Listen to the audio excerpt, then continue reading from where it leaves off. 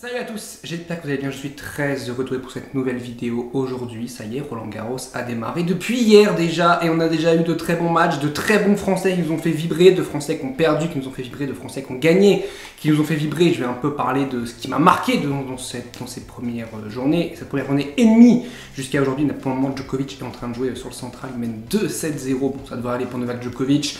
Tranquillement, de toute façon pour le moment, ça va être des premiers tours assez tranquilles pour Novak Djokovic. Pas besoin pour le moment d'en parler. Alcaraz va jouer aussi aujourd'hui, Caroline Garcia va jouer aujourd'hui, on espère qu'elle va s'imposer parce qu'on attend beaucoup de Caroline Garcia évidemment, qui est notre meilleure chance française, hommes et femmes confondus. On a déjà perdu Kiki Mladenovic, mais ce dont je veux parler pour le moment c'est de Lucas Pouille. Lucas Pouille qui est revenu de nulle part, du diable Vauvert, qui s'en est sorti. Voilà, il a eu une dépression, une grosse période de dépression, une grosse période dans l'alcool et tout. Il a réussi à se remettre droit dans ses bottes, se remettre tout droit, carré. Et là, il a eu la white card déjà pour les qualifs. Il fait de très gros matchs en qualif. 3 gros matchs en qualif, dont le dernier contre Rodionov, où c'était quand même très mal embarqué. Il prend 6-1 dans le premier, il gagne 7-5, après il met 6-0 dans le troisième set. Un très gros Lucas Pouille dans un cours 14 qui était en folie furieuse. Il voulait rejouer sur ce cours numéro 14, il a rejoué sur le cours numéro 14 pour ce premier tour, et bah contre Rodionov, qu'il avait battu il y a 3 jours auparavant en qualif. Alors souvent quand ça arrive comme ça, quand Lucky Loser joue le qualifié qu'il l'avait battu en qualif, souvent, d'ailleurs la plupart du temps, la majorité du temps, le Lucky Loser il prend sa revanche parce que c'est jamais simple de battre un joueur que tu as déjà battu parce que tu sais que tu es favori, tu sais c'est toi qui es le qualifié, lui c'est le Lucky Loser donc tu dois le rebattre. C'est jamais simple et pourtant Lucas Pouille a fait un match très sérieux, encore plus solide que son match qu'il a fait en qualif. Voilà, il lui met 3-7 assez secs, 6-3, 6-4, 6-3, donc il fait vraiment un très gros match Lucas Pouille, très solide, très concentré, très consistant. Et franchement c'est très bien, très content de le revoir à ce niveau là, très content de le revoir heureux. Sur un cours, c'est le plus important, sur le tennis, l'essentiel c'est de se faire plaisir. On a senti un Pouille qui se faisait mais plaisir de chez plaisir. Il a fait mal vraiment à Rodionov et le public était vraiment à fond derrière lui. C'est cool. Je pense que son prochain tour ne sera peut-être pas sur le 14. C'est possible que ce soit encore sur le 14, mais en plus oui, il joue au Nori, donc c'est possible que ce soit sur le 14, mais ce sera peut-être un petit cours un petit peu plus grand que le numéro 14. Mais il y a le Simone Mathieu, le Langlaine ou le Central. Je dirais plus un Simone Mathieu ou un Langlaine pour Lucas Pouille mercredi, à voir. Mais vraiment, voilà, Lucas Pouille, vraiment gros coup de cœur sur lui. Et vraiment, franchement, ce qu'il a fait, c'est très bien. Il faut qu'il continue comme ça. Voilà, il a repris vraiment l'amour du tennis. Et vraiment, c'est cool. Vraiment, je suis très heureux pour lui. Je suis très heureux aussi pour Corentin Moutet, qui évidemment ne fait pas l'unanimité. Corentin Moutet, loin de là. C'est un joueur très clivant. Beaucoup l'adorent, beaucoup le détestent. Il n'y a pas vraiment de juste milieu Corentin Moutet. Moi, j'adore Corentin Moutet. J'adore son style de jeu parce que je trouve que c'est un style de jeu qui est ultra original, qui est chiant vraiment pour l'adversaire. Il est horrible à jouer. Quand tu joues Corentin Moutet, ça va être horrible parce que tu sais jamais ce qu'il va te faire, tu sais jamais quelle balle il va te mettre.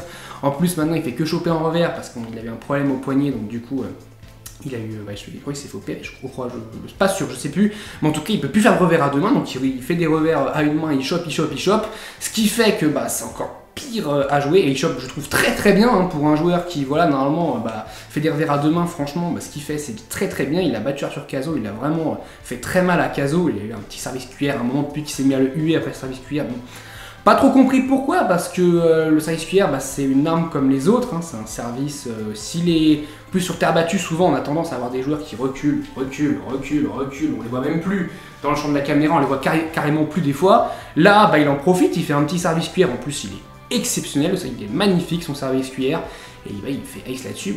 C'est le jeu, c'est comme ça, il va pas, il joue avec ses armes, et justement après en faisant ça, en faisant service cuillère, ça montre à l'adversaire aussi, faut que j'avance pour anticiper s'il refait un service cuillère, et du coup tu peux resservir fort, et du coup après l'autre il sait plus comment se passer, est-ce que je me place devant, est-ce que je me place derrière, est-ce que je me mets sur la ligne, est-ce que je me mets à 2 mètres de la ligne, et du coup c'est ça en fait le tennis, il faut réussir à dérégler le cerveau de l'autre tout en gardant son cerveau réglé. C'est un peu le problème de Moutet, c'est des fois lui il arrive bien à dérégler le cerveau des autres, mais il arrive aussi très bien et plus facilement à dérégler le sien que celui des autres, et c'est là où il faut que Moutet vraiment progresse, c'est dans la tronche. Il y en a un autre aussi qui doit progresser dans la tronche, mais qui nous a fait un super match. C'était ce matin, c'était le premier match de la journée. C'est Benoît Paire qui a fait un énorme match contre Cameron Norrie.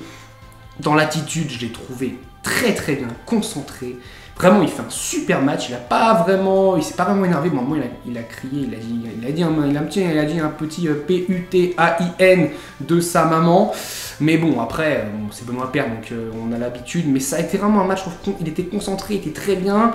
Le premier set, honnêtement, il doit le prendre. Il doit le prendre parce que Norrie, je trouve, ne fait pas grand chose dans le premier set. Alors il essaye de le pilonner coup droit parce qu'il faut faire contre Benoît Paire. De toute façon, il ne faut pas lui ouvrir les angles côté revers parce qu'il est capable de faire n'importe quoi avec son revers. Benoît Paire, des amortis, des revers longue ligne, des revers croisés, des revers courts croisés. Il sait tout faire avec le revers, donc c'est pour ça qu'il faut vraiment le pilonner côté coup droit.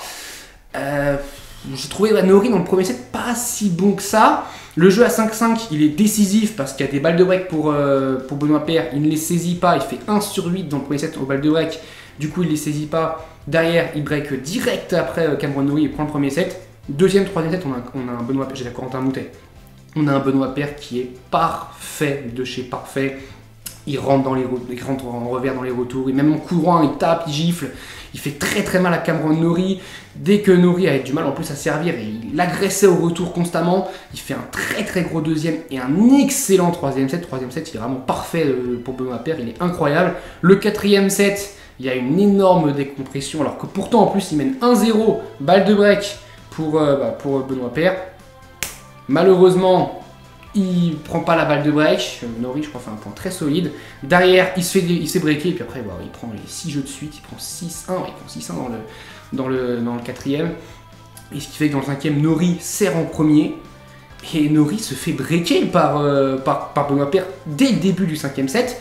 Benoît Paire tient son service un petit bout de temps. Jusqu'à 4-2. Il mène 4-2. Malheureusement, derrière, Norrie gagne son jeu de service 4-3. Il débreak Benoît Paire 4 partout, et là c'est très très compliqué dans la tête pour Benoît Paire qui perd le jeu de service de Norrie 5-4 et qui fait le jeu de service à 5-4, gros jeu de retour de Norrie qui a vraiment haussé un petit peu son niveau de jeu pour réussir à chercher les 4 derniers jeux du match pour battre Benoît Paire, mais très vraiment Norrie qui a vraiment eu contre lui et tout, il s'est fait eu à la fin du match, j'ai pas trop compris pourquoi. Alors pourtant il a eu une attitude, je trouvais correcte, il n'a pas fait comment dire, il n'a pas triché, il n'a pas eu une mauvaise attitude avec le public, il a été en fait l'ennemi un petit peu parce qu'il jouait contre un Français, mais lui il a eu un comportement aussi très sérieux, c'était vraiment un très très beau match. Et ouais, j'ai pas trop compris pourquoi Norrie s'est fait huer, mais bon. Voilà, moi je trouve qu'applaudir les Français, oui, vraiment aller l'applaudir très très chaleureusement, comme il y a eu une très très belle ambiance. Par contre, huer Norrie à la fin, voilà, c'est pas quelque chose d'ouf, mais bon. Après c'est comme ça, je pense que Norrie va quand même bien dormir sur ses deux oreilles après ce match. Benoît Paire peut-être un peu moins parce qu'il y a quand même beaucoup de regrets. Je pense qu'il va penser à la balle de break dans le quatrième set, au début du quatrième set, aussi au premier set qu'il peut prendre, qu'il peut mener un 7-0. Le cinquième, il est devant. En fait, les 3 sets qu'il perd, il y avait quelque chose à faire. Le premier set, clairement, il doit le prendre. Alors, le quatrième, je dis pas qu'il doit le prendre, mais en tout cas, il doit faire le break au début du quatrième. Et le cinquième, il a le break, il mène 4 de break.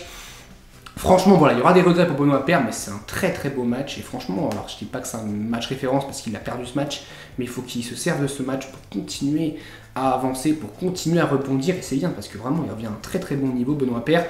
Pas comme Maria Sakkari qui malheureusement a encore perdu au premier tour. Sakkari, j'ai l'impression que voilà, le plafond, c'est un peu le plafond de verre, je pense que c'est un peu Roublev. Alors elle a fait des demi en grand chelem, mais elle a du mal à toujours passer ce plafond de verre, et là c'est encore pire. Là elle perd au premier tour, ce que Roublev ne fait pas d'ailleurs. Roublev souvent il perd en 8ème ou en quart. Sakkari elle perd au premier tour. Alors elle jouait Mourova qui était un premier tour piégeux de chez piégeux, mais bon, enfin quand t'es Sakkari, en plus Sakkari joue très bien sur terre normalement. Elle a fait une demi à Roland Garros il y a 2 ans, elle avait battu Swiatek en plus cette année-là, où elle en quart de finale. Donc c'est vraiment une joueuse qui sur terre battue doit avoir un niveau moyen qui doit l'amener à chaque fois en deuxième semaine. Et là elle perd au premier tour, franchement c'est une contre-perf de dingue et ça fait mal de perdre Sakkari dès le début du tournoi. On a Sabalenka qui a fait un très très bon match, elle, on verra Caroline Garcia ce que ça va donner. Carlos Alcaraz aussi qui joue aujourd'hui, Caroline Garcia donc qui joue aujourd'hui, Djokovic qui mène déjà 2-7-0, Wawrinka aussi mène 2-7-0, et on a pour le moment, à l'heure où je parle, peut-être une surprise, est-ce que c'est vraiment une surprise, mais Félix Auger-Aliassime qui est encore en train de faire un match très très très compliqué contre Fognini. Alors là aussi c'est un premier tour très piège, parce que Fognini, on sait, il est capable de sortir des trucs du chapeau, on ne sait pas comment.